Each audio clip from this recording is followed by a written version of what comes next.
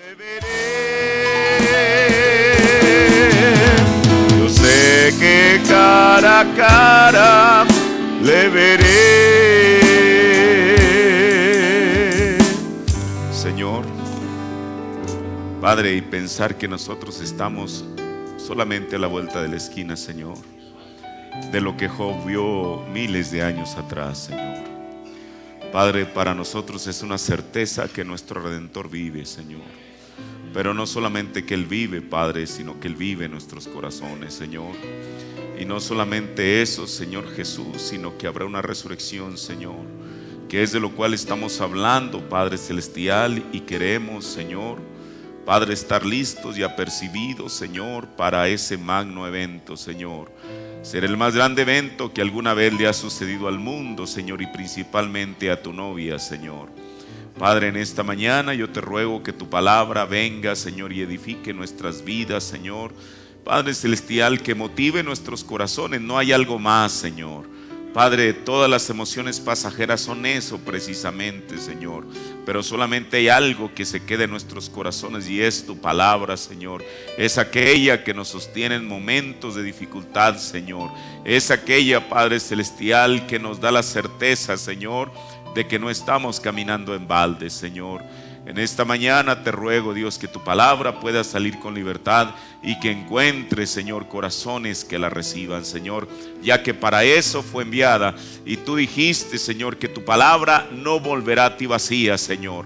Esta palabra, Señor Jesús, este mensaje que tú has enviado en este último tiempo, por supuesto que no regresará vacío, sino que llevará una novia para encontrarse contigo en el aire, Señor. Padre, te ruego, Dios, que en esta mañana tú nos ayudes a todos, Señor Jesús, que nos des la revelación de estas cosas, Padre Celestial. Oh Dios, ciertamente sabemos que hay cosas que no podemos entender, Señor, y que ni el predicador puede explicar, Señor Jesús. Digo tu profeta que ningún hombre puede explicar a Dios, Padre, pero lo que sí podemos pedirte es que tú las reveles, que se queden como una revelación en nuestros corazones, Señor, en el nombre del Señor Jesucristo. Amén. Dios bendiga a cada uno de ustedes. Bienvenidos en esta mañana. Tomemos las dos escrituras que hemos estado tomando en estos últimos servicios.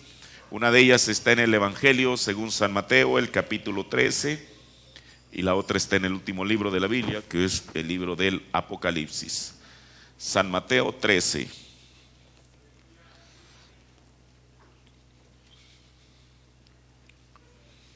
El verso 10.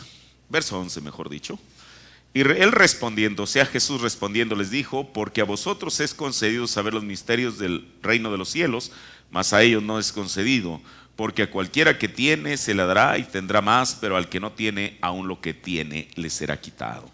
Vamos a ir a Apocalipsis, el capítulo 10, el verso 1, donde dice la palabra del Señor: y vi otro ángel fuerte descender del cielo, cercado de una nube, y el arco celeste sobre su cabeza, y su rostro era como el sol, y sus pies como columnas de fuego. Y tenía en su mano un librito abierto, y puso su pie derecho sobre el mar y el izquierdo sobre la tierra. Y clamó con grande voz, como cuando un león ruge. Y cuando hubo clamado, 7 truenos hablaron sus voces. Y cuando los 7 truenos hubieron hablado sus voces, yo iba a escribir, y oí una voz del cielo que me decía: sella las cosas que los 7 truenos han hablado, y no las escribas. Y el ángel que vi estar sobre el mar y sobre la tierra levantó su mano al cielo, y juró por el que vive para siempre jamás, que ha creado el cielo y las cosas que están en él, y las cosas que están en él, y la tierra y las cosas que están en ella, y el mar y las cosas que están en él, que el tiempo no será más. Pero en los días de la voz del 7º ángel, cuando él comenzare a tocar la trompeta, el misterio de Dios será consumado, como él lo anunció a sus siervos los profetas. Tome su asiento. Voy a continuar con esta serie que hemos llamado El Ministerio del Tercer Jalón. Este es el sermón número 19. Y bueno, ya voy a tratar aquí ya de entrar algo. Mire, en esta mañana vamos a dar una vuelta de esquina en las cosas que hemos hablado en este tercer jalón. Y quiero decir algo porque estoy plenamente consciente, como se los he dicho, que no solamente ustedes están escuchando este sermón en esta mañana, habrá hermanos en otros lugares que lo escucharán. Y quiero decir lo mismo, mi propósito hablar estas cosas no es para tratar de convertir a alguien a mi creencia, pero también soy responsable, al menos ante ustedes, de decirles lo que es mi postura en cuanto a estas cosas. Y bueno, yo recalco en lo mismo, uno tiene que ser un ministro responsable. No tiene uno que estar aquí solamente para traer una emoción al pueblo, sino realmente para traer la palabra de Dios. Ahora, desde luego, no hay ministro dentro o fuera del mensaje que no reclame pararse en el púlpito y traer la palabra de Dios. Eso también estoy consciente. Y el profeta nos dijo que una iglesia que no tiene doctrina no es iglesia, que es como una medusa, algo que no tiene consistencia. También dijo que un ministro que no tiene doctrina no es ningún ministro. Entonces nosotros tenemos que tener una doctrina, la cual creer, en la cual respaldarnos. Y mire, al hablar estas cosas que voy a hablar en esta mañana, no es el propósito, le vuelvo a repetir, el tratar de convertir a alguien a mi creencia, pero solamente que usted mismo se dé una oportunidad de examinar estas cosas, no con algún prejuicio en usted, sino de acuerdo a la palabra de Dios. Y yo sé que sonaría mal esto que le voy a decir, pero lo voy a decir. Y al menos decirle al Señor, a su palabra, Señor, pero ¿qué tal si tú tienes la razón?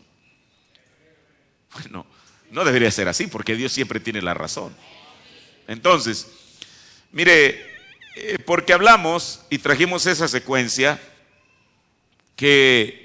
¿Quién es el que tiene el libro de la redención? ¿Alguien se puede acordar? El séptimo ángel. Esa redención que ya fue pagada por Jesús en el Calvario. Mire, Jesús vino a redimirnos. Y el ministerio de este último tiempo viene a reclamar lo que Jesús ya pagó. Jesús fue el que pagó el precio. Solamente se tiene que reclamar ello. Y ahora sabemos que hablando de la resurrección, ya vimos esa secuencia también, que entonces se tiene que cumplir lo que Adán no pudo cumplir en el principio. Citábamos la escritura cuando Pablo dice en el libro de Primera de Corintios 15, que la muerte entró por un hombre, y a ese hombre le podemos poner nombre, y el nombre de ese hombre es Adán. Pero entonces, así como la muerte entró por un hombre, por otro hombre, la resurrección de los muertos, dijo Pablo. Entonces, sabemos que, bueno, la resurrección viene cuando las teofanías son llamadas por ese registro que ya hay ahí. Aquí están los nombres. Se tiene que ser llamada. Mire, quiero decirle algo.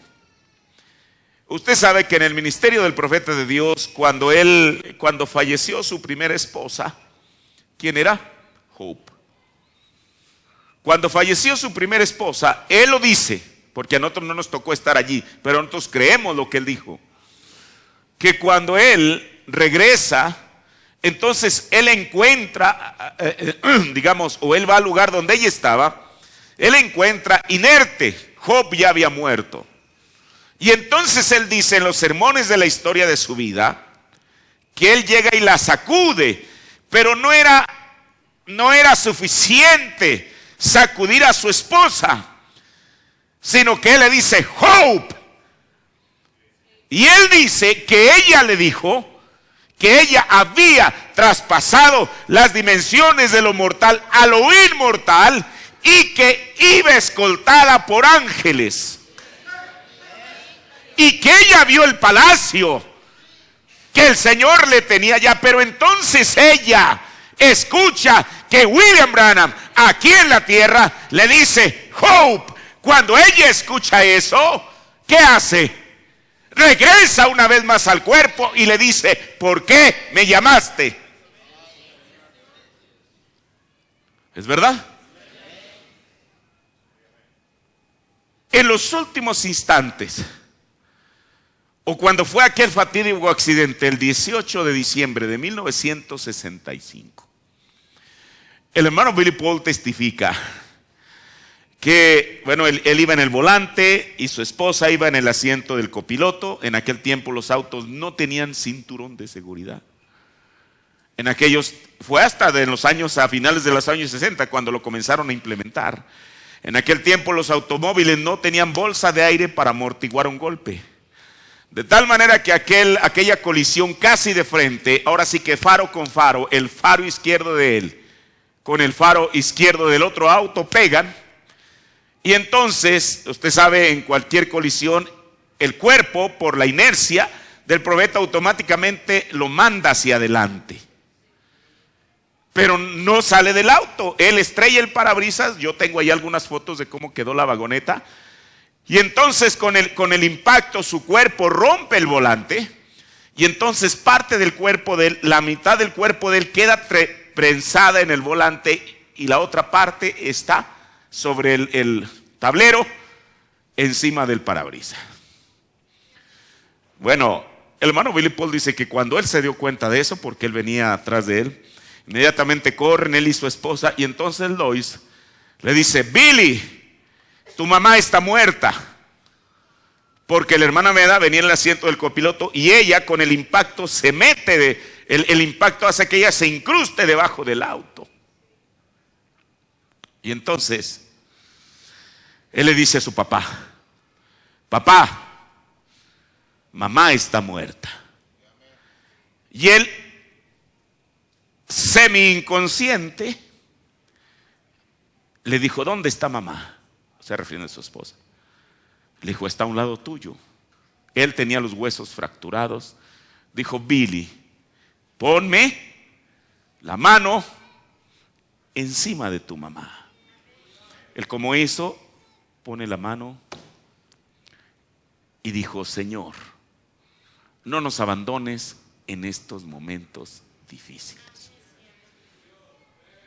Cuando él dijo esto, aquella mujercita que estaba muerta regresa a vida. Ahora, eso estaba testificando de algo. ¿Por qué? Ahora, desde luego, Hope, ella regresó y después tuvo que morir. Todos sabemos la historia. La hermana Meda regresó y el 12 de mayo de 1981 ella parte de esta tierra para estar con el Señor. Pero esta resurrección de la que estamos hablando no es para resucitar y luego volver a morir. Esta resurrección de la que estamos hablando es para lo que dijo Pablo: y entonces estaremos para siempre con el Señor. Hay un registro en el cual están esos nombres que van a ser llamados. Las teofanías que están en aquella sexta dimensión escucharán el nombre y tendrán que bajar ¿a qué? A recibir un cuerpo de los 16 elementos en esta tierra. Ahora mire, voy a leer una partecita que no la había considerado, pero me pareció prudente el incluirla aquí. En preguntas y respuestas, predicado este de ser bueno, les ponen ahí por número, es el número 1. Predicado el 23 de agosto del 64 por la mañana, párrafos 58 y 59, dice: ahora, la primera cosa que ocurre cuando somos resucitados, dice, aquellos que están vivos permanecerán, la resurrección será primero. La resurrección de aquellos que están dormidos, habrá un despertar. Y aquellos que ahora están durmiendo en el polvo, no aquellos que están durmiendo en pecado, porque ellos siguen dormidos. Ellos no despertarán por otros 1000 años. Pero aquellos que están durmiendo en el polvo serán despertados primero, y ellos, estos cuerpos corruptibles, serán vestidos de incorrupción en la gracia del rapto del Señor. Y entonces estaremos juntos. Y cuando ellos empiecen a reunirse, luego nosotros, los que vivimos, los que hayamos quedado, seremos cambiados. Estos cuerpos mortales no verán muerte, sino que de pronto será como un viento que pasará sobre nosotros y uno es cambiado. Uno será cambiado como Abraham lo fue. No, note esta palabra, como Abraham lo fue. Ahorita vamos a ver qué sucedió en el tiempo de Abraham. De un hombre viejo a un hombre joven, de una mujer vieja a una mujer joven. ¿Qué es este cambio repentino? Y después uno viajará como un pensamiento y entonces uno podrá ver a aquellos que ya están resucitados. Oh, qué hora. Entonces nos reuniremos con aquellos y seremos arrebatados con ellos para encontrar al Señor en el aire. No es necesario, si el tío de ustedes está enterrado al sur de Kentucky, si él tiene que ser traído a Indiana o enterrado en Indiana y ser llevado al sur de Kentucky, no importa dónde esté. Aquellos que están muertos en el mar resucitarán del mar. Y aquellos que fueron destruidos en esa arena y comidos por leones, aquellos que fueron arrojados en el horno ardiente y ni siquiera los huesos quedaron o el polvo, ellos aún así resucitarán. Si estuvieran en Roma o en la arena de Roma y si estuvieron en las junglas del trópico del sur o en las regiones congeladas del norte, resucitarán de los muertos y serán cambiados y se levantarán. Y los que viven serán cambiados en un momento, en un abrir y cerrar de ojos, y juntos serán arrebatados. Ahora mire, voy a incrustar también algo más. Sabemos que hay 3 clases de cuerpo. Uno, el cuerpo físico, que es este, que nosotros podemos ver. El segundo, el cuerpo celestial, que es la teofanía, que es el que nos está esperando. Y tercero, el cuerpo glorificado. Mire, para entender esto, bueno, este cuerpo físico de por sí es complejo, aún la ciencia médica ni siquiera lo ha descubierto en su totalidad. Pero las teofanías son los cuerpos que Dios creó desde antes de la fundación del mundo. Cuando esas teofanías bajan a la tierra, al ser llamadas por el registro que existe de ellas en la resurrección, la teofanía, el cuerpo celestial desciende y entonces es tomado un cuerpo de los 16 elementos, o sea, un cuerpo igual al que Adán tenía en el principio, y entonces la teofanía y ese cuerpo se fusionan y hacen lo que es llamado el cuerpo glorificado. ¿Me explico? Mire, hay una gran diferencia entre Jesús y nosotros. Cuando una persona muere, lo primero que hace es que su cuerpo se corrompe. ¿Es verdad? Pero sin embargo Jesús, su cuerpo no vio corrupción porque había una profecía que hablaba de eso. Por eso el mismo cuerpo que fue depositado en aquella tumba, exactamente el mismo, sin sufrir ninguna clase de transformación, fue el mismo cuerpo que se levantó el primer día de la semana. De nosotros, como del cuerpo, bueno, hay muchos que ni siquiera queda polvo. Por eso, la teofanía baja y aquí se le forma un cuerpo de los 16 elementos de la tierra y la teofanía. Y el cuerpo de los 16 elementos ya no nacido en pecado, sino formado por creación de Dios, se fusiona y eso hace un cuerpo glorificado. Por eso Juan dijo que en aquel día nosotros veremos a Jesús tal como Él es, porque seremos como Él es. El profeta dice, tendremos la misma clase de cuerpo que Jesús tiene. Ahora, voy a leerle una partecita del mensaje Escuchad su voz. Párrafo 20 al 24. En todo hay 3 etapas. Está la etapa del cuerpo mortal, del cuerpo inmortal y del cuerpo glorificado. ¿Ven? Como en otras cosas como Padre, Hijo y Espíritu Santo van por un canal, los 3 forman uno. Justificación, santificación, bautismo del Espíritu Santo en un canal forman uno. Entonces el alma, el cuerpo y el espíritu forman uno. Eso va en 3, de 3 son uno. Tome un pedazo de vidrio de 3 lados y póngalo bajo el sol, reflejará los colores. Sin embargo, los 7 colores terminan en uno. Y tome usted el rojo y mire rojo a través de rojo. ¿Cuántos saben qué color da? Y la congregación responde blanco.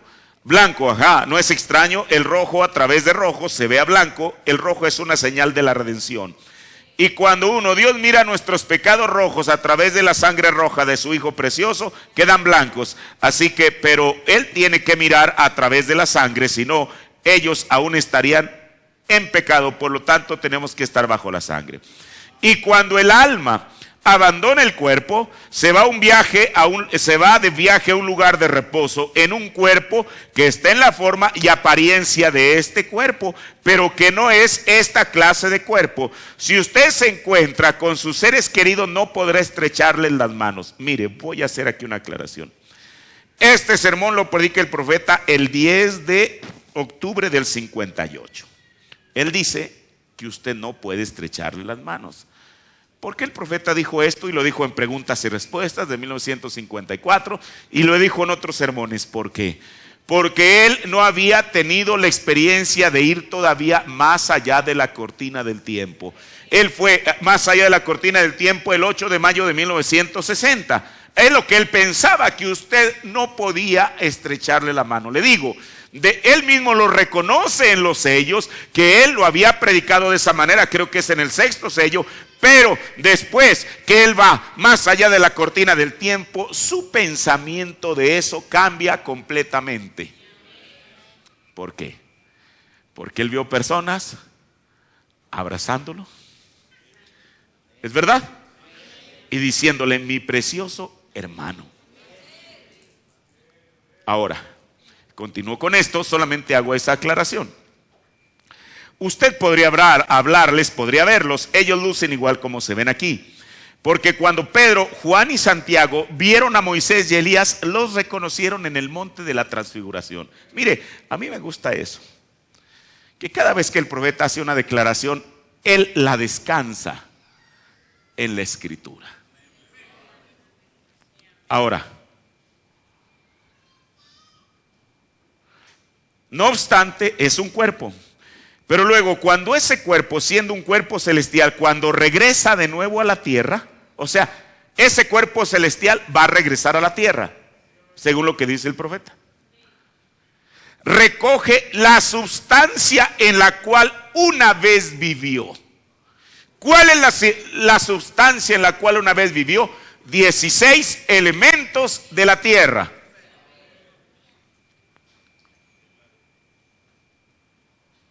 Y entonces viene a ser un cuerpo glorificado. Y en ese cuerpo es en el que veremos al Señor Jesús en su cuerpo glorificado. Aún no se ha manifestado lo que hemos de ser, dijo Pablo, pero sabemos que tendremos un cuerpo semejante a su propio cuerpo glorioso, porque le veremos tal y como Él es. Y todas estas arrugas y tejidos gastados se desvanecerán en el esplendor de la juventud. Ustedes, hombres y mujeres, mire, aquí hay otra cosa. El profeta de Dios todavía no había ido más allá de la cortina del tiempo. Y mire, dice, y todas estas manos arrugadas y tejidos gastados se desvanecerán en el esplendor de la juventud. Ustedes, hombres y mujeres ancianos, recuerden ustedes esto. Esa es la marca de la caída, su vejez. ¿Cuál es la marca de la caída? Nuestra vejez. Pero en la resurrección no habrá nada, no habrá una sola marca en cuanto a pecado. Pero Dios, ¿por qué lo hizo a usted como lo hizo? Le trajo a una cierta edad. Cuando usted tenía 22, 23 años, estaba en su mejor momento. Se está alimentando y fortaleciéndose más, estaba saludable. Y qué persona tan formidable era usted. Luego, después usted comenzó a arrugarse. Ve, entró la muerte, pero en la resurrección toda vejez será borrada. Ahora, ¿pero qué? Ahora, ¿qué de los que estamos vivos? Bueno, la Biblia dice que seremos transformados. ¿Cómo será? Mire, en el sermón El Pastor del Redil, predicado el 3 de abril del 56, párrafo 12 y 13, dice: yo estaba hablando el otro día con algunos amigos y dije, ustedes saben, cuando Dios se encontró con Abraham y platicó con Abraham en un cuerpo de carne, ¿lo hizo? Porque dice la Biblia que Jehová comió con Abraham. Ahora, ¿qué razón tenía? Que Abraham mandara a su criado a que trajeran una becerra, que mandara a hacer pan en el rescoldo a Sara, si solamente él iba a comer y aquel personaje o aquellos 3 personajes que vinieron a visitar a Abraham vinieran solamente en cuerpos celestiales y no tuvieran la capacidad de comer? Pero mire, la Biblia dice aquí en el libro de Génesis, el capítulo 19, el verso, déjeme ver, perdón, Génesis 18. El verso 8 dice: y tomó también manteca y leche y el becerro que había aderezado y lo puso delante de ellos. ¿Delante de quién? De estos 3 varones que vinieron a visitar a Abraham, al cual Abraham solamente a uno reconoció como Dios. Porque en el verso 1 dice que Jehová le apareció a Abraham en el valle del Mamre. O sea, y cuando Abraham levanta la vista, no ve 1, sino ve 3. Pero Abraham solamente reconoció a uno como Dios. ¿Por qué reconoció a uno como Dios en Génesis 18? Mire, porque Dios, el profeta dijo que es Dios en morfe, cambiando de máscara. Pero Dios no modifica. Eso es tremendo. Dios no modifica su apariencia. Por eso Jesús mismo dijo: Abraham allá en el Antiguo Testamento vio mi día. O sea, Abraham vio cómo se parecía a Jesús y se gozó. ¿Por qué Abraham en Génesis 18 reconoce que uno de los 3 personajes es Dios mismo? Porque él ya lo había visto en la misma manera en Génesis 14 en la forma de Melquisedec. ¿Quién dijo William Branham que era Melquisedec? Jesucristo mismo. O sea, Dios no cambió. Que primero apareciera, perdón por lo que voy a decir, con un cabello rubio, luego con un cabello castaño, luego con un cabello negro. Dios tuvo que aparecer siempre de la misma manera. En Génesis 14, en Génesis 18 y en la forma de Jesús de Nazaret en el Nuevo Testamento. Ahora, dice la Biblia en Génesis 18:8: y tomó también manteca y leche y el becerro que había aderezado y lo puso delante de ellos, o sea, delante de sus visitantes. Y él estaba junto a ellos debajo del árbol. ¿Y qué? Alguien ayúdeme. No dice y comió, como que Abraham solamente hubiera comido. Dice que comió Abraham junto con ellos. ¿Cómo podía ser un cuerpo celestial? Tenía que ser un cuerpo hecho de los 16 elementos para que pudiera comer. Le pregunto, ¿Jesús comió o no comió después de su resurrección? ¿Qué no asaron pescado? Dice la Biblia. Ahora, sigo leyendo. Yo estaba hablando el otro día con algunos amigos y dije: ustedes saben cuando Dios se encontró con Abraham y platicó con Abraham en un cuerpo de carne, 800 años antes que naciera Cristo, y dije, Él era Dios. Él era el Dios Todopoderoso. La Biblia dice que era Dios. Y allí estaba Él y 2 ángeles.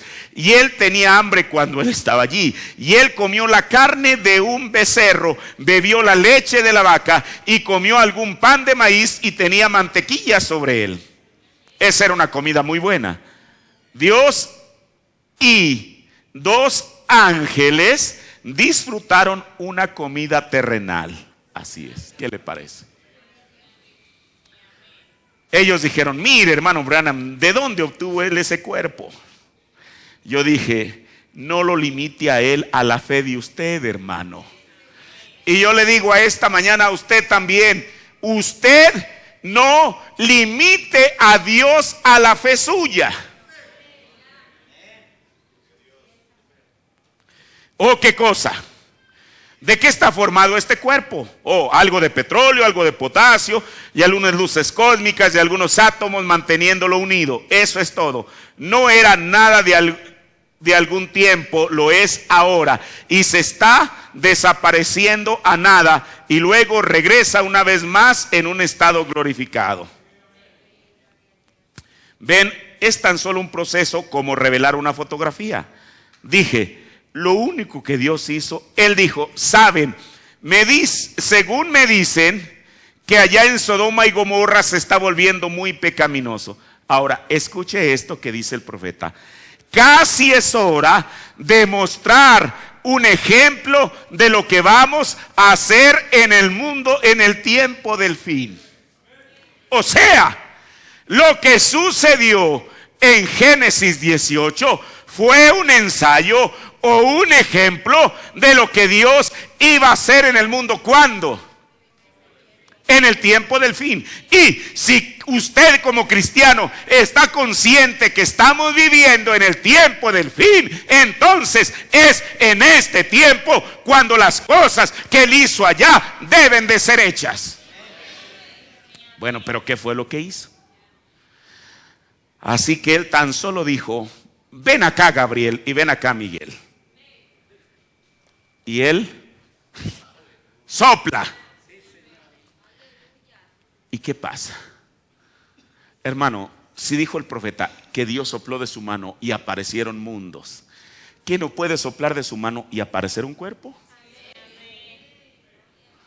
Así que Él tan solamente dijo, ven acá Gabriel y ven acá Miguel. Y Él sopla, métete en ese cuerpo. Eso es todo. Él tan solo juntó un poco juntó la luz cósmica y todo, metió en ese cuerpo y puso uno y formó uno para Él mismo. Y cuando Él estaba aquí, Él tuvo hambre como un hombre y comió como un hombre. Y se desvaneció en la presencia de Abraham. Así es, regresó a Dios una vez más seguro. Ahora, si esa es la clase de Dios al que estamos sirviendo, si esa es la omnipotencia a la que estamos sirviendo, entonces, ¿de qué tenemos que preocuparnos? Dice el profeta. La enfermedad, o la muerte, o el pesar, o la corrupción, o cuanto más uno de estos días, todos esos antiguos átomos que están uniendo a estos cuerpos se van a separar y vamos a regresar al polvo. Y la luz va a regresar y todas estas partes de la tierra van a regresar a su lugar.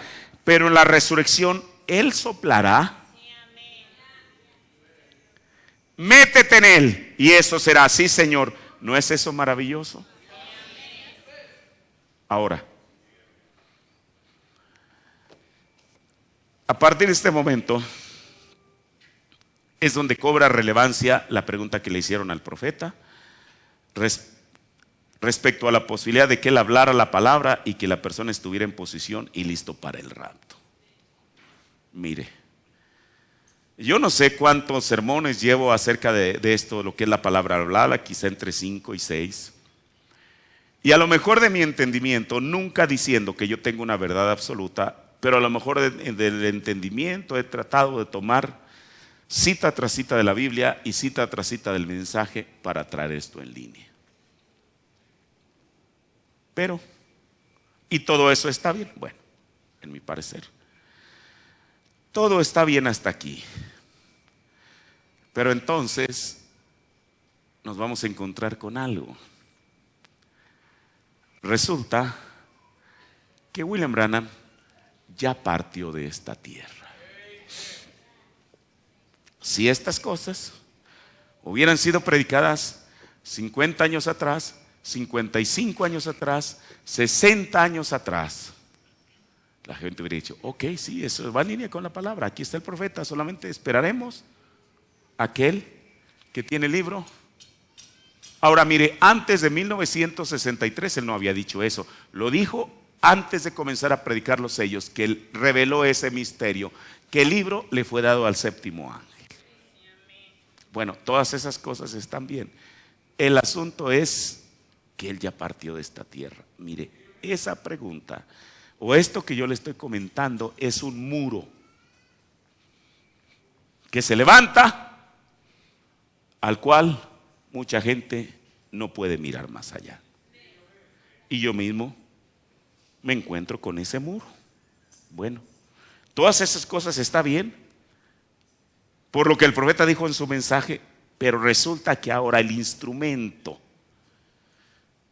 que está supuesto a ser usado para traer la resurrección no está en la tierra. ¿y ahora qué?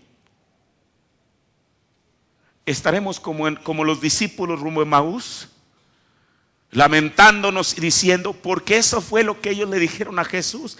Este Jesús de Nazaret que nosotros pensábamos.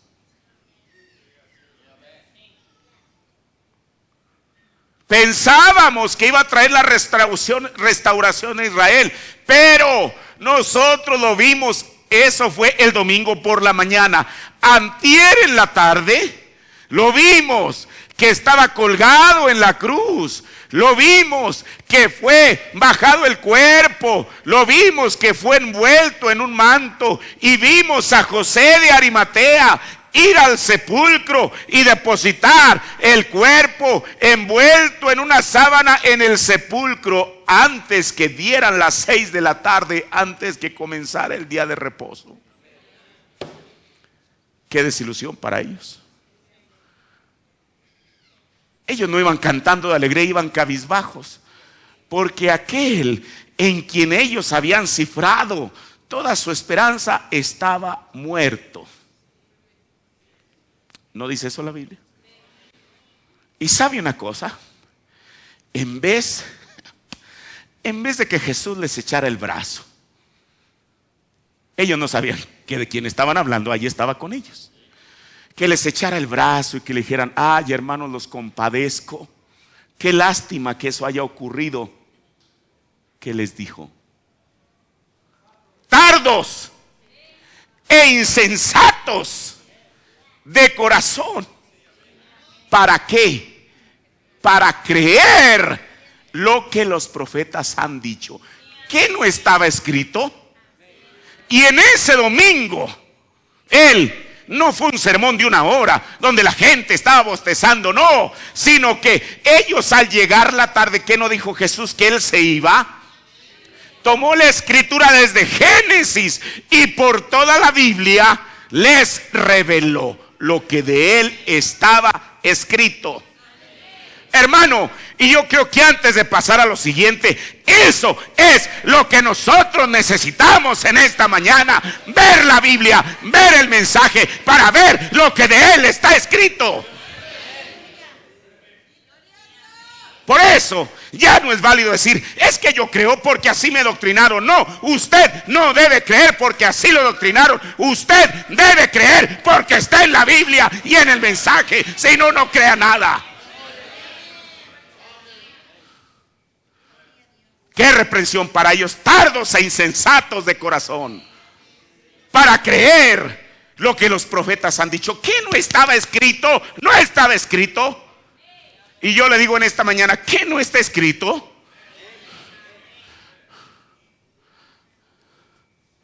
Por eso, no en balde hemos tomado este tiempo para hablarle de la escritura y del mensaje, para preguntarle, ¿qué no está escrito? Son demasiadas escrituras, son demasiadas citas del mensaje para ser manipuladas. Ahora, y la única manera de que, si el profeta ya partió de esta tierra, pero la única manera de que llevara a cabo este ministerio de la resurrección sería que volviera de entre los muertos. No hay otra, yo no encuentro otra. Yo no sé si usted tenga otra. Pero nos enfrentamos con algo más, con otro muro. Y yo lo voy a hacer en forma de pregunta y no me lo conteste. ¿Existe la posibilidad, de acuerdo a la Biblia y al mensaje? Porque en esto quiero ser claro, no de acuerdo a mi creencia. Lo que yo crea, eso a usted no le afecte, para que usted tenga su propia creencia. Existe esa probabilidad, de acuerdo a la Biblia y el mensaje, de que Él se levante de entre los muertos. Escuche, y aquí voy a ser enfático y tengo mensaje para probarlo. Yo no le estoy preguntando de que si existe la posibilidad de que Él se levante con los muertos. Mi pregunta es de que si existe la posibilidad de que Él se levante de entre los muertos. yo mismo me he hecho esa pregunta y yo se la voy a contestar. Yo le dije de acuerdo a la Biblia y de acuerdo al mensaje, no a lo que yo crea. ¿Está bien? Mire, si en este mensaje, el tercer jalón, he tenido precisamente para no caer ni en el fanatismo ni en ese tipo de cosas que el viento se las lleva, he tratado de ser un ministro serio en estas cosas que le estoy hablando. Para contestarle esa pregunta, yo se la tengo que contestar con la misma seriedad. Y no solamente es cuestión de decir sí o no.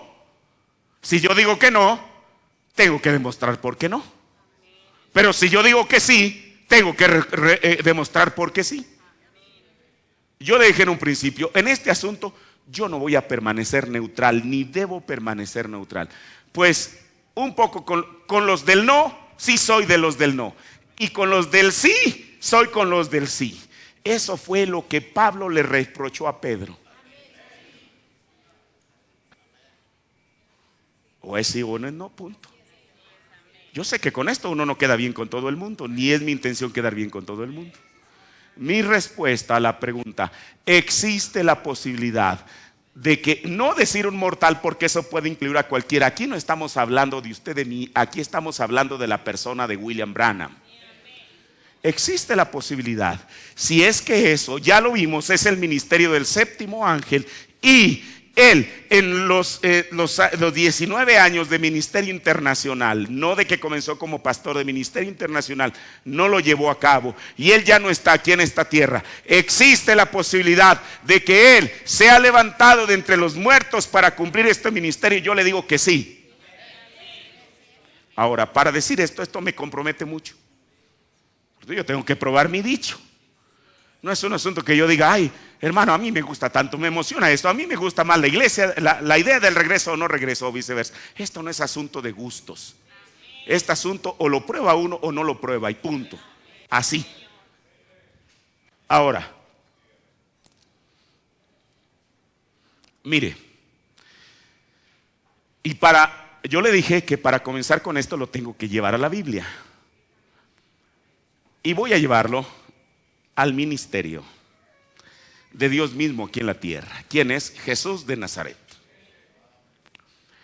La mayoría de la gente pensó que el ministerio de Jesús llegó a su fin cuando Él murió. ¿Se lo repito? La mayoría de la gente pensó que el ministerio de Jesús llegó a su fin cuando Él murió. Sin embargo, Pedro nos dice que después de su muerte fue al infierno y les predicó a las almas encarceladas. ¿Estoy citando la Biblia? En primera de Pedro, el capítulo 3, el verso 18 y 19 dice: porque también Cristo padeció una vez por los injustos para llevarnos a Dios, siendo a la verdad muerto en la carne, pero vivificado en el Espíritu, en el cual fue y predicó a los espíritus encarcelados. O sea, Jesús, después de que murió, les predicó a los espíritus que estaban encarcelados. ¿Es esa la Biblia? Yo le voy a preguntar. Ahorita hicimos referencia a Lucas 24. Mire, cuando Jesús va y les predica a las almas encarceladas, el cuerpo de Jesús estaba en la tumba y su espíritu fue y les predicó. ¿Es así? Ok. Lucas 24. El cuerpo de Jesús ya no estaba en la tumba, ni su espíritu estaba en la región de los perdidos. El espíritu de Jesús y el cuerpo de Jesús se habían unido una vez más. Esto ya es el domingo. Yo le pregunto, si Jesús, lea Lucas 24.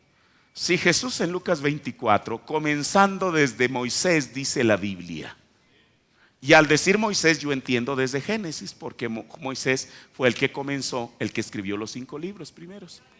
Yo le pregunto, si Jesús tardó un culto largo ese domingo, desde la mañana, casi al anochecer, hablándoles, ahora Él no solamente les leyó versículos de la Biblia, Él se los explicó lo que ellos no entendían.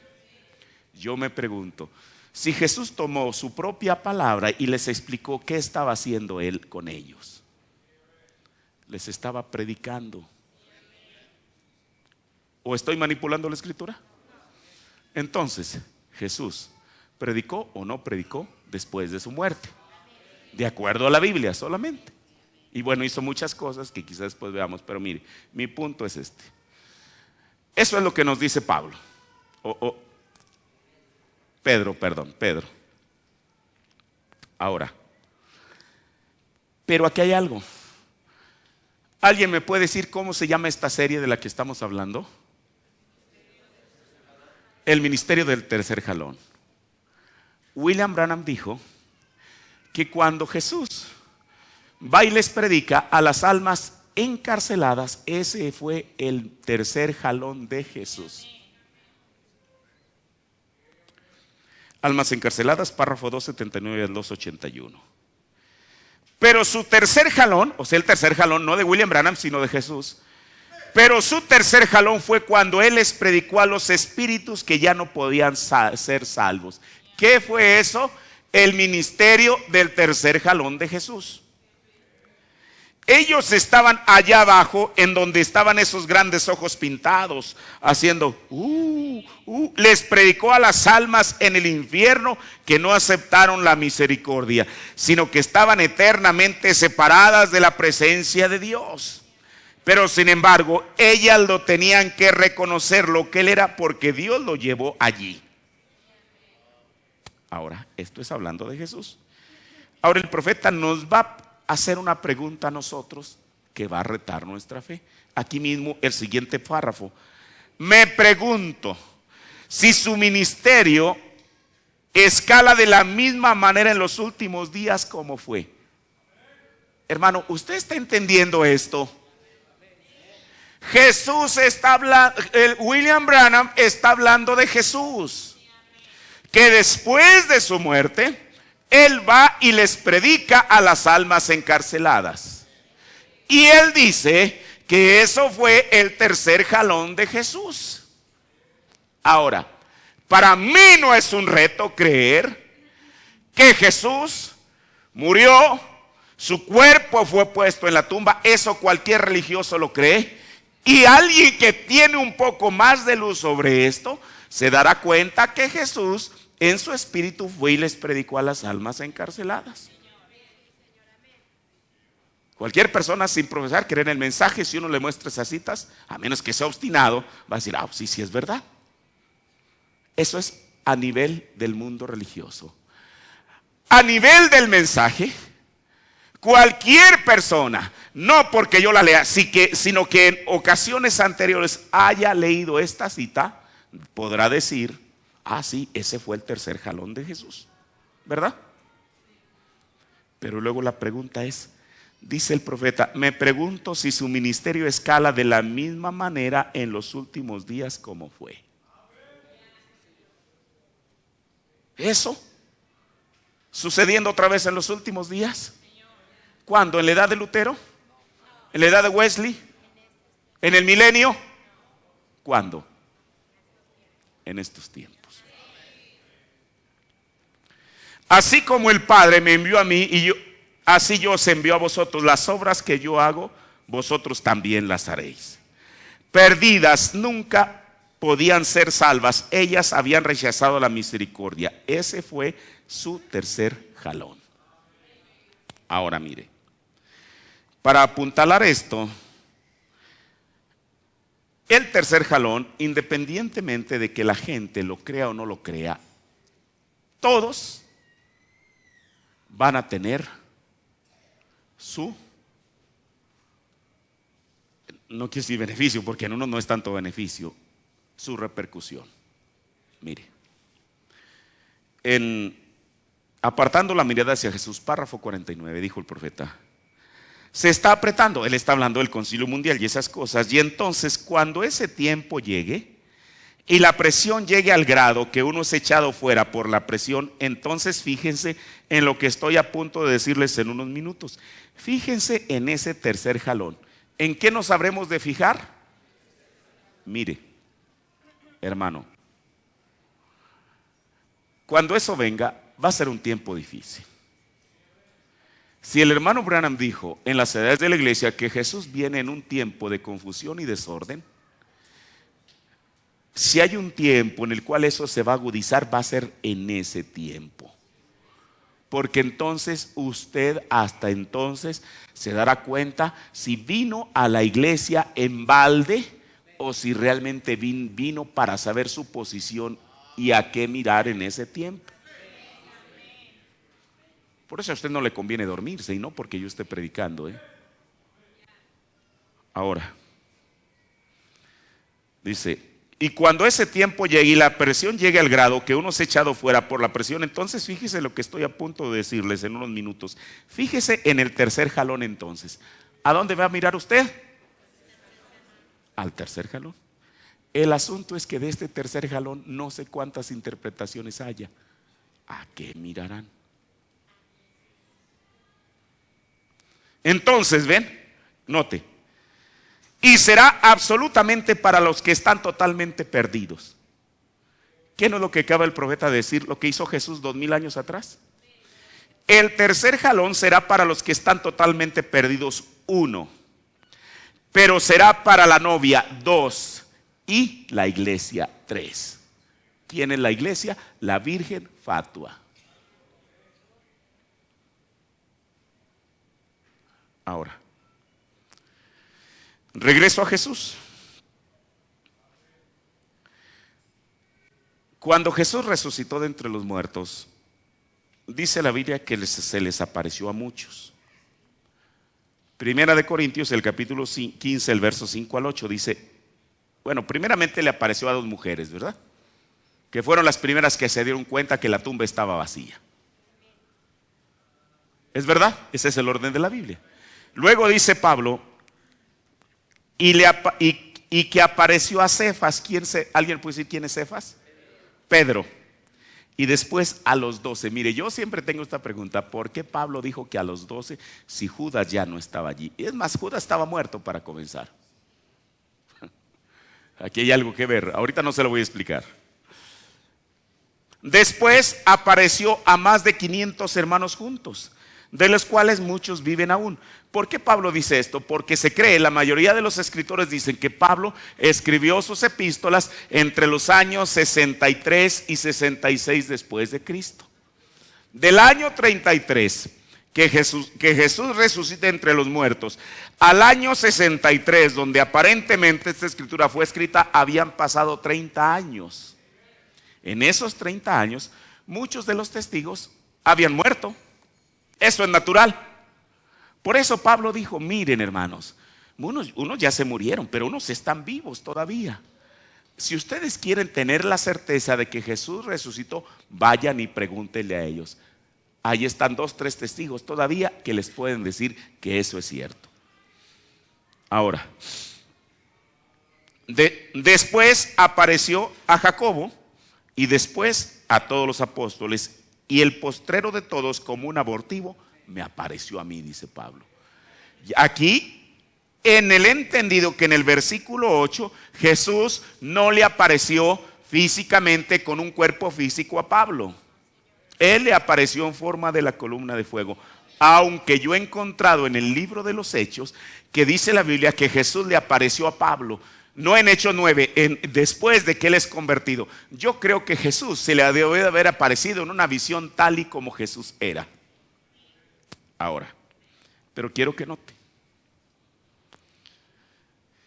Jesús, después de su resurrección, no se apareció a Caifás. Hermano, ¿quién era Caifás? Era el líder. ¿Cómo es posible que en un evento tan importante Jesús no vaya y se presente a Caifás y le diga, Caifás, siendo que tú eres el sacerdote, el líder de este movimiento, el sumo sacerdote, me vengo a presentar aquí para que tú le digas a la congregación que resucite de entre los muertos? No se le presentó a Anás tampoco, ni a ninguno de los sacerdotes, pero tampoco a ninguno de los escribas, ni a los fariseos, ni a los saduceos, ni a los herodianos. ¿A quién se presentó a Jesús? Solo a creyentes. ¿Qué? Aunque no entendían de bien a bien la resurrección, ¿Qué no dijo Pedro cuando Jesús le dijo que él iba a morir? Jesús muchas veces les dijo en parábolas: destruyan este templo y yo lo voy a reconstruir, reedificar en 3 días. La gente con su mente, viendo las cosas de una manera carnal, eso es el reclamo. Este que dijo que destruyó el templo y que lo iba a reedificar en 3 días, miren dónde está en la cruz. Parecía que era el momento adecuado para hacer mofa de las enseñanzas de Jesús. Mi hermano, en esta mañana yo le digo: si usted no entiende estas cosas, eso no le da derecho a mofarse de ellas, porque le puede repercutir a usted mismo. Porque uno ha escuchado tanta cosa.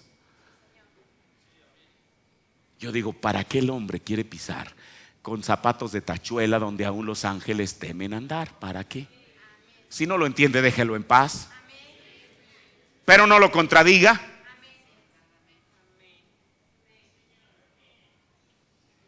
Yo digo: ¿por qué Jesús no se les apareció a todos esos personajes? Si eran la crema innata del judaísmo, ¿por qué no? ¿Sabe usted por qué? Porque dependía de la actitud que ellos tenían antes de. Por eso el profeta de Dios nos dijo, muchas veces él habló de la actitud que uno tiene que tener hacia Jesús.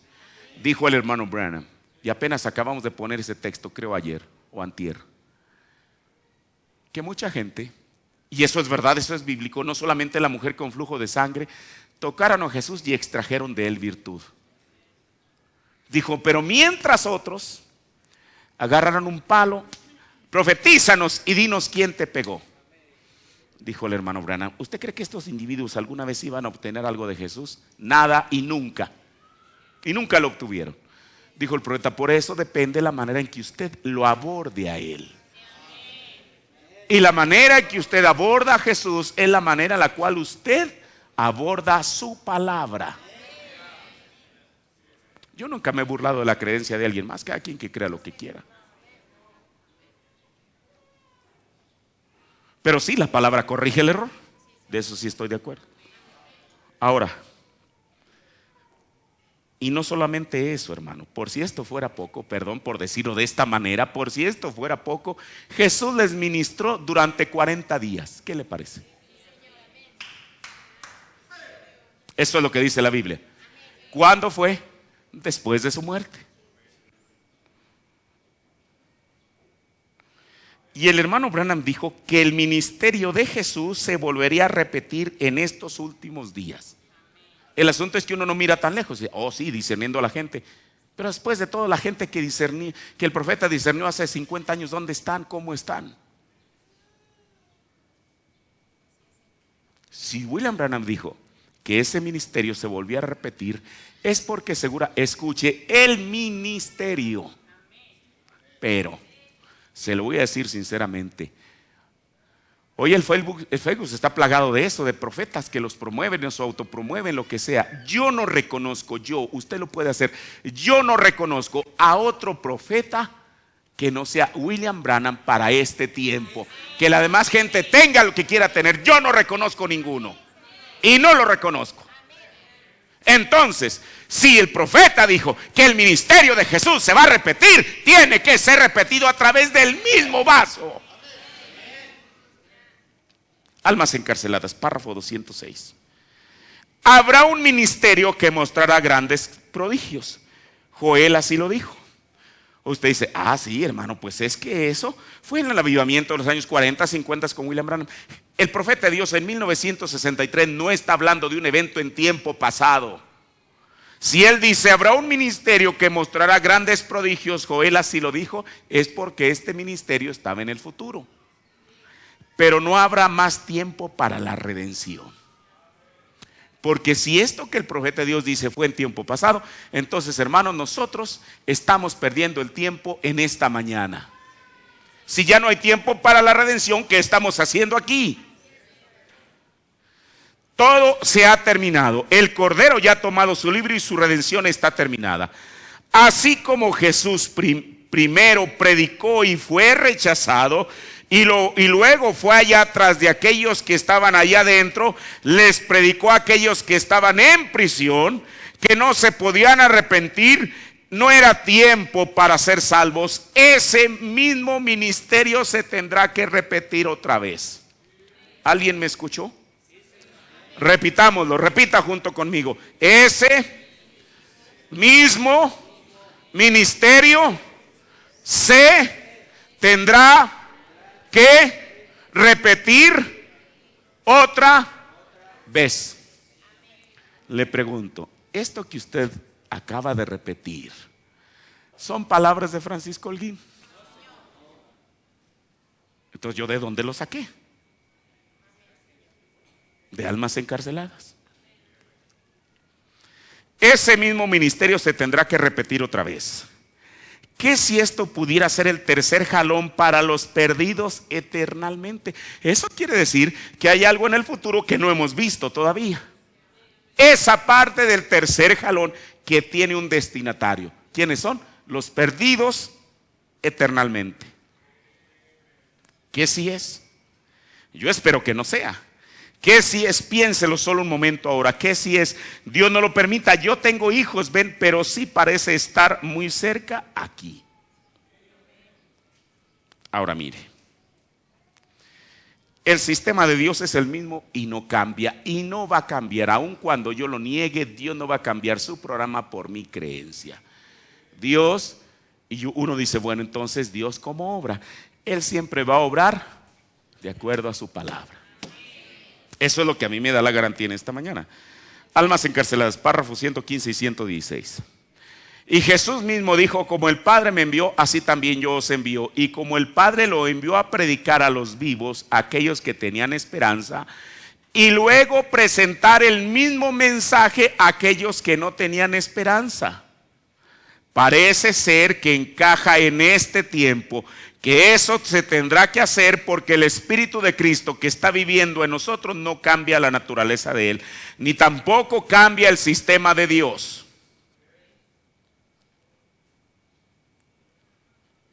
Déjeme ver dónde me quedé.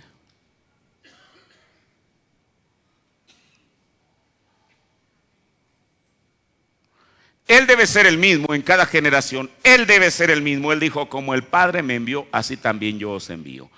Los ministerios deben ser lo mismo, a tal grado que él dijo, yo veo a algunos de ustedes anotando escrituras. Vería algunos de ustedes en esta mañana.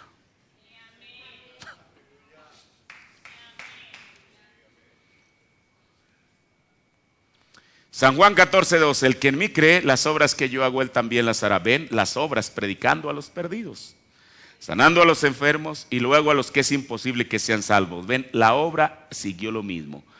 Así que esto ha sido esto. Pueda que yo lo diga de esta manera, el ministerio de Jesucristo reencarnado en su iglesia en estos últimos días. Eso es lo que varios de nosotros creemos. Yo creo con ustedes, yo creo esto. Si yo no lo creyera, yo haría algo diferente al respecto. Porque después de todo soy yo el que está preocupado aquí. Si el Espíritu de Dios está en uno está preocupado tocante a la gente. Ahora, mire, cuando comenzamos este tema del tercer jalón, probable queden todavía testigos, y de hecho los hay en el mundo, que fueron beneficiarios del primer jalón del profeta, de la sanidad divina. Unos pocos, pero todavía hay. En este mundo todavía hay testigos que fueron beneficiarios del segundo jalón del profeta, o sea, del discernimiento. Yo le decía a los jóvenes, a los matrimonios el domingo pasado, seguramente usted lo ha visto en YouTube, un testimonio que anda circulando por ahí, un video, donde hacen como una personificación, digamos, del hermano Branham con un púlpito de los años 50, un micrófono de los años 50, y le están preguntando a una mujer respecto a que el profeta de Dios en Denver, Colorado, y allí, eso está en la cinta también, esta mujercita no podía tener familia, y el hermano Branham le dijo que ella iba a tener un hijo. Y uno esperaría, como en muchas ocasiones ocurrió, que a los próximos 9 meses allí naciera el hijo. ¿Sabe usted cuánto tiempo tardó? 10 años. Y esta mujer, sin ser creyente del mensaje, le ponen una cámara enfrente para que ella testifique. Y dijo que efectivamente el niño que William Branham, por medio del Espíritu Santo, le había prometido, vino. Esos no son creyentes del mensaje, son gente cualquiera, pero que para decir verdad tienen que decir la verdad. Ahora, mucha gente fue beneficiada. Yo les leí algunas citas de intérpretes del profeta, de personas que estuvieron junto a él, etcétera, etcétera, que cada uno de ellos dijeron que el discernimiento era exacto cada vez. Nosotros no nos tocó ser participantes de eso, pero lo creemos cuando lo escuchamos. Ahora, nadie cuestiona el primer jalón de William Branham. Nadie cuestiona el segundo jalón de William Branham. Pero el profeta de Dios nos anticipó que habría alguien que cuestionaría su tercer jalón. Usted dice, él lo dijo. Almas encarceladas, párrafo 310. Si no hay pregunta en el primero y el segundo jalón, ¿hay alguna pregunta en sus mentes tocante al primero y segundo jalón? Se cumplieron exactamente como él dijo. Y en Jeffersonville, la congregación a la cual él estaba predicando contestan amén, porque no tenían preguntas sobre el primero y sobre el segundo jalón. Y luego el profeta dice, entonces, ¿por qué cuestionan el tercero? Se lo preguntó a su iglesia y nos los pregunta a nosotros en esta mañana. Entonces, ¿por qué cuestionan el tercero? ¿Ven? ¿Por qué lo cuestionan ustedes? Los dos primeros fueron identificados por la Escritura. Yo les he probado a ustedes esta mañana que el tercero también está identificado por la Escritura. ¿Está en la Escritura? Ahora, el ministerio del tercer jalón, Dios le dijo, mire, no le voy a leer la cita porque cuando hablemos de la espada del rey, que también es parte del tercer jalón, le voy a decir donde William Branham dijo, y mire, voy a hacer una aclaración. Tengo que hacerla. Bueno, se la voy a leer después. Cuando apareció la espada del rey, William Branham dijo que no en su corazón, sino que él escuchó una voz audible. Tengo al menos 3 citas donde el profeta dice eso, que le dijo, esta es la espada del rey. Ahora, ¿por qué? Porque en una de esas citas donde él habla de eso, dice que el Señor le dijo, este es el tercer jalón. Permítame. Este es el tercer jalón. Es la confirmación de tu ministerio. Entonces, ¿del ministerio de quién? De William Branham. Mire, a mí me gustaría decir muchas cosas que se oyen muy bien, pero uno tiene que ser fiel a lo que él dijo, decir como él lo dijo, incluso si yo no lo viera de esa manera. Ahora no estoy diciendo que yo no lo veo, yo lo creo. Porque yo estoy convencido que fue un profeta de Dios. Si no creo en él, entonces dígame, ¿quién voy a creer? ¿En el Papa de Roma? ¿En Billy Graham? ¿En Cash Luna? ¿En quién? Perdón por citar esos nombres. Ahora, pero entonces regreso otra vez a la pregunta. ¿Qué acerca de que un mortal después de morir regrese? Porque aquí es donde uno tiene que basar esto. Esa es un muro con el cual todos nos enfrentamos. ¿Qué acerca de que un mortal regrese después de morir? Mire, Elías, aunque no murió, va a regresar a predicarles a los judíos. ¿O no? Moisés,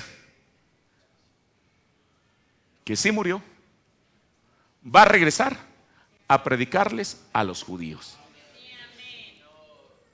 Bueno, vayamos a otra escritura. Mire, acompáñeme a 2 escrituras. Una de ellas está en el libro de Mateo, el capítulo 16, el verso 13 y 14. Mire, todo predicador, y aún el hermano Branham, hizo énfasis en esta porción de la Escritura ante la revelación que tuvo Pedro de quién era Jesús. Pero quizá pocos hemos considerado el capítulo, el versículo 13 y 14. No vamos a hablar de la bienaventuranza que Jesús le dio a Pedro. Vamos a verlo un poquito antes. Mateo 16, verso 13. Y viniendo Jesús a las partes de Cesarea de Filipo, yo estuve ahí hace unos 7 años, quizá 8, preguntó a sus discípulos, Jesús les pregunta a sus discípulos diciendo, ¿quién dicen los hombres que es el Hijo del Hombre? O sea, en otras palabras, ¿cuál es la opinión que tiene la gente acerca de mí? O sea, acerca de Jesús de Nazaret. ¿Qué pensaban? Ahora mire, dice la Biblia que entre ellos había diversidad de respuestas. Y ellos dijeron, bueno, Jesús, mira, recuerde, en Mateo 16, Juan el Bautista ya estaba muerto. Le dicen, oye Jesús, por ahí hay un grupo de personas que está diciendo que tú eres Juan el Bautista. Y hay otros que no dicen que tú eres Juan el Bautista, sino que tú eres Elías. Pero hay otro grupo que ni cree que tú eres Juan el Bautista, ni que tú eres Elías, sino que eres Jeremías. Pero hay un cuarto grupo que no cree que eres ninguna de estos tres, sino que tú puedes ser algunos de qué, hermano. Mire, estas respuestas o estas opiniones que los apóstoles recogieron no fueron ni de los romanos, ni de los griegos, ni de los filisteos, ni de quien sea. Era de los judíos. ¿O usted cree que alguien le pudo haber preguntado a un griego, oye, ¿qué piensas de Jesús? Y que el griego le dijo, oye, pues, a mí se me hace que hacer Elías. Los griegos, ¿qué sabían de Elías?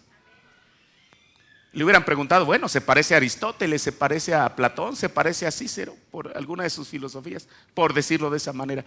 Ellos no tenían conocimiento del judaísmo. Entonces esto quiere decir que los judíos creían que Jesús, ahora aquí voy a detenerme. Ellos nunca, la referencia que ellos dieron de Jesús no fue de ningún juez, ni de ningún sacerdote de Israel, ni de ningún laico. Todas las referencias que ellos daban a Jesús, asemejándolo, era con un profeta. ¿O no? Ok. Vayamos a otra escritura. En Lucas, el capítulo 9, versos 7 al 9. Ay, mire, ya se me fue el tiempo, ya termino. Lucas 9, versos 7 al 9. Aquí la Biblia nos está hablando de Herodes el tetrarca.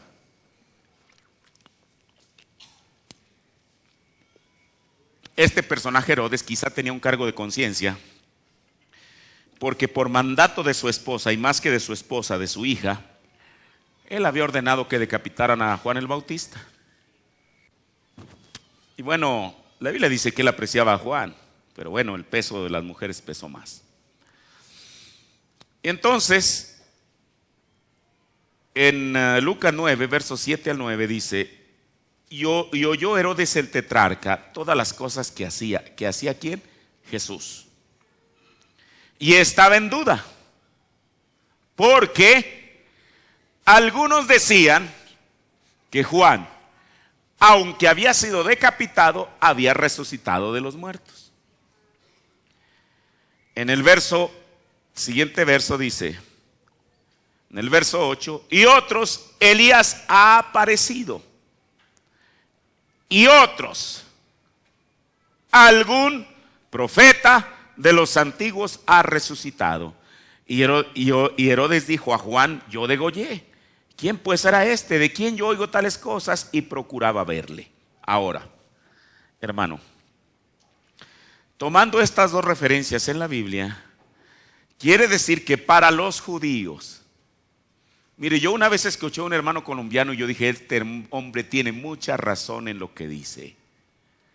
Nosotros como gentiles no tenemos, digámoslo así, la cultura de lo que es un profeta. Los judíos saben lo que es un profeta.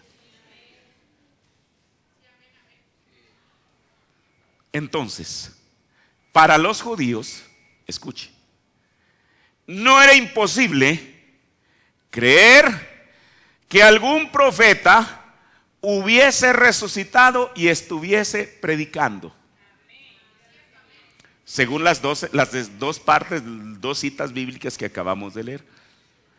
Le vuelvo a repetir, quizá para nosotros como gentiles sea imposible, pero para Dios no hay nada imposible. Pero para un judío no era imposible creer que algún profeta hubiese resucitado, y no solamente eso, sino que estuviese predicando.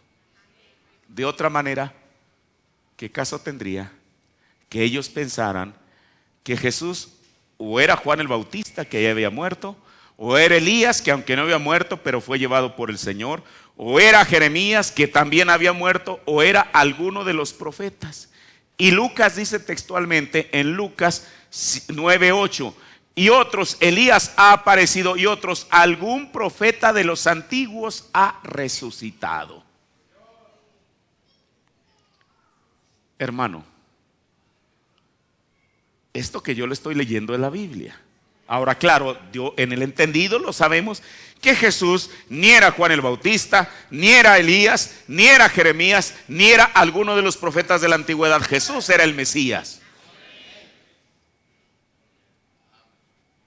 Pero llévese esto pensando en esta mañana. ¿Por qué para ellos no era descabellado, digamos, por usar la mejor palabra, ni era para desgarrarse el saco ni la vestidura, que un profeta de la antigüedad hubiera resucitado y ahora estuviera predicando? Pregúnteselo usted, ¿por qué para ellos no era imposible creer eso? Ahí está la escritura. Hermano, escuche. Si Elías a eso vino, a regresar, ¿la fe de quién?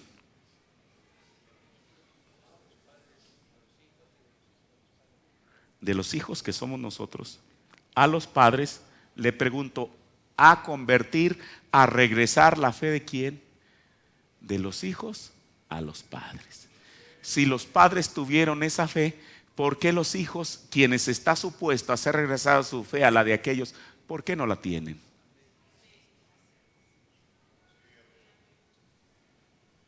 Eso es lo que creían los padres. Eso es lo que creían los antepasados. Ahora, el profeta fue específico. A la fe de los padres apostólicos, desde luego. Pero los padres apostólicos eran judíos. Entonces, a ellos ya habría que preguntarle a un judío. Mire, termino ahora sí, ya me llevé demasiado tiempo. Permítame decirle esto. Los judíos hoy día, en el siglo XXI, ellos siguen celebrando la Pascua. Eso yo lo supe cuando fui a Israel. Y ponen una mesa. Y porque la Biblia dice, Moisés les dijo que era un cordero por familia. ¿Se acuerda que así dijo? No crees que invitan a la comunidad entera, no. Cada familia pone su mesa. Si en la familia son 5, 10 miembros, por decirlo, quizá no haya familias tan numerosas, quizás sí, vamos a poner 8 miembros. El padre, la madre y 6 hijos. Ponen su mesa, pero no ponen 8 sillas, ponen 9. Uno dice, bueno, ¿y una silla vacante para qué? Si son nada más 8, en el siglo XXI, no allá, hoy. ¿Por qué ponen una silla vacante? ¿Sabe usted por qué? Porque ellos creen que en una de esas Pascuas va a regresar Elías y se va a sentar en esa silla. Reclámele usted a un judío que ellos están creyendo una locura. Vaya y reclámele. Y para que Dios sea mostrado veraz, el día 6 de abril de 1909, El día 6 de abril de 1909 coincidió con la fiesta de la Pascua judía.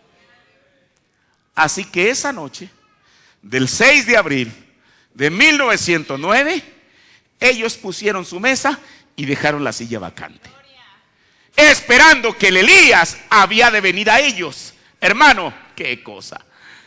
Ese día, Dios en su mente no les mandó a Elías a los judíos, sino que nos envió a Elías a nosotros como gentiles. Aquella silla se quedó estando vacante. ¿Para qué? Para que la comida de los amos fuera traída a los perrillos, a nosotros. Por eso Dios es fiel. Y si para un judío, yo se lo digo en esta mañana, si para un judío no era impensable ni descabellado que un profeta, no un juez, no un laico, sino un profeta, hermano, cuántos centenares de años hacía, bueno, Juan el Bautista estaba reciente, pero cuántos centenares de años Jeremías. Eso es lo que hace la verdadera fe. Ahora en este próximo diciembre, si Dios nos da la vida, estaremos recordando los 50 años de la partida del profeta. ¿Y eso qué? Pueden pasar 100 años. ¿Y eso qué? Mire, aquí es donde comenzó todo. Yo he leído las historias. Hermano, no voy a decir el nombre por respeto al hermano. Él mismo lo dice en su libro, que cuando trasladaron el cuerpo de William Branham de Amarillo a Jeffersonville, dijo, él pidió que lo pusieran junto ayúdeme, al féretro. ¿Sabe usted por qué? Porque él esperaba. Hermano fulano de tal, ábreme.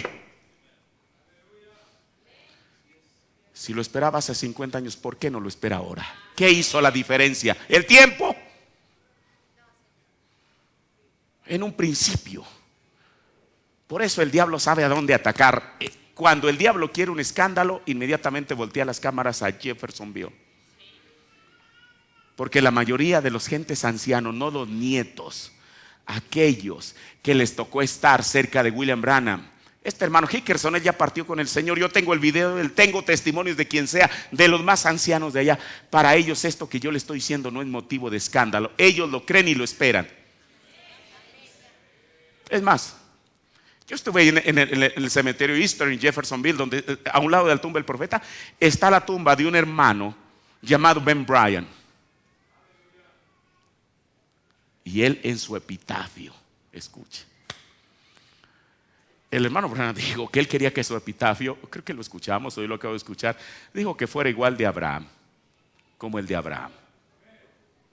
Y creyó en Dios y se lo contó por justicia. Pero Ben Bryan, él puso otro epitafio en su tumba. ¿Y sabe qué dijo? Él se fue con eso.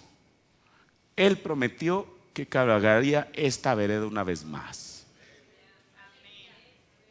Dijo, y lo estamos esperando. En el epitafio de una tumba. Yo le pregunto, ¿por qué este ministro, mientras iba el cuerpo, ahí esperaba esto? Y ahora, ¿por qué no lo espera?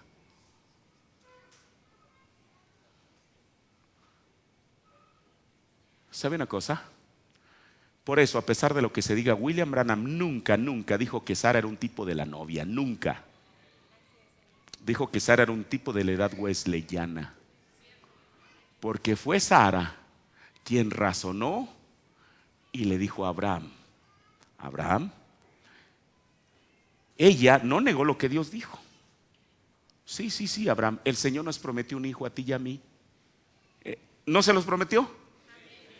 Le dijo, pero Abraham, pero suspensivos, Abraham, nosotros ya somos muy viejos, o al menos yo, Abraham, yo ya no puedo conseguir. Anda y entra con mi sierva Agar. ¿Eso modificó el plan de Dios? Nunca. Si Dios le dijo que era por Sara y punto. Pero ¿qué fue lo que hizo en Sara? El tiempo la hizo razonar.